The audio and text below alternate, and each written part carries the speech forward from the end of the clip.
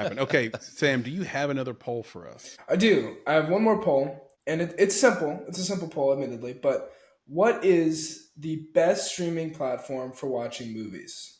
So it's kind of twofold, like both UI, but also just general kind of library. By Pretty, UX and library. Got it. yep, yeah. So pretty unsurprisingly, Netflix ran away with it. Really, at the end of the day, here, That was surprising to 83%. me. Yeah, I thought that was kind of wild because it's not my choice. My choice isn't even next. It came in third. So Prime Video came in second with 11%, Mhm. and then Max at 4%.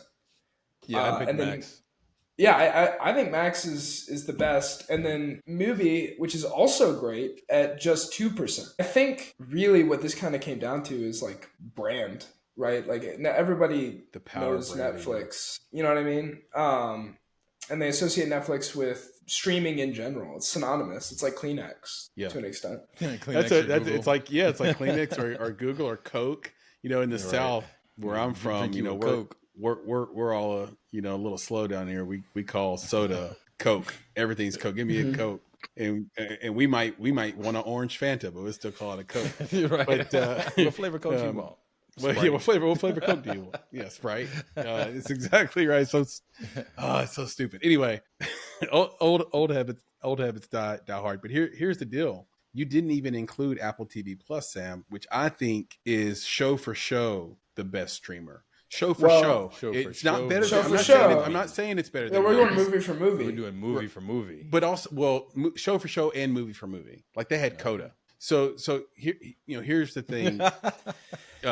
Here's the thing, and it's more than Coda, Sam. Okay, but here's the thing. Max is better because there's so much more. So much more, and curated in a different way too. Because I think that if you were to go, because I do this with my son, he asks me literally every day when I pick him up from the bus. He's like, "Dad, are there any new trailers?" I'm like, yeah, if you want to see the Netflix trailers, there's like one every minute. They're just always coming out. But those aren't the ones we're looking for. We skip past most of those, right? So, but it's the ones that are coming out on like an HBO Max that you're definitely going to watch that trailer. So, yeah, this is such a Netflix, but not as curated. It is a complex poll, Sam. This is complex, right? Because we talk show to show, movie to movie, then like sort of breadth of services when it comes to Max. And then you think about a Netflix and you're like, why? One, Netflix got 82%, but two, why are we surprised by it?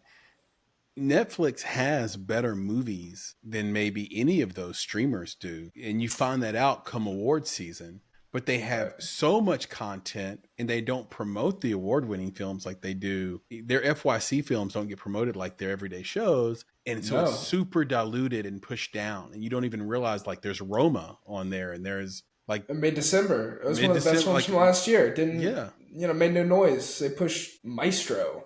Which, and Maestro was great. Sorry, it was awesome. How many? You don't think Bradley Cooper was good in Maestro? I think he was all right. Oh my God! I think it had some of the best cinematography from last year. Yes, I'll give you that. How many cigarettes did he smoke?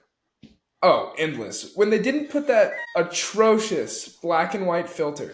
I don't if you've seen Maestro, the cinematography is beautiful. Yeah. It is beautiful. I mean, there's a scene in that movie was the best scene of last year. Like literally half the movie has this disgusting black and white filter just covering it. Like the gorgeous colors, gorgeous color grading, incredible shots, just completely muddled by a creative choice to have black and white. It was baffling. See, Brandon, what Sam is saying is he needed his EP to come in and give him notes, Brandon, to say take that black and white off. Potentially. Really I'd say another thing too, just to add into this whole conversation is someone like Netflix, they are licensing so many movies, so they do have their Netflix originals, but there's also tons of older movies and just classic library movies that are on Netflix where, at least to my knowledge, I'm not really sure if Apple is doing that. They have a lot of Apple originals and they've only been around for a few years. Like Apple's pretty new, at least in terms of Apple TV Plus.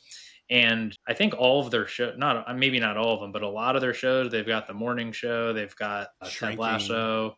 Yeah, it feels like they're putting a lot of effort into every show or every movie they do, whereas Netflix is releasing like maybe a new movie every week. Don't quote me on that, but releasing a new movie every week and then also licensing a bunch of older movies.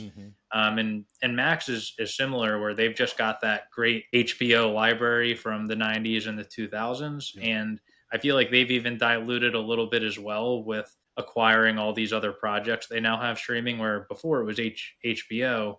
They had HBO Go, I think, was their original one, and then they went to HBO Max, and now it's just Max because they didn't really want to confuse everybody. And also, they're I think maximizing all the content into one. Wow. Womp womp.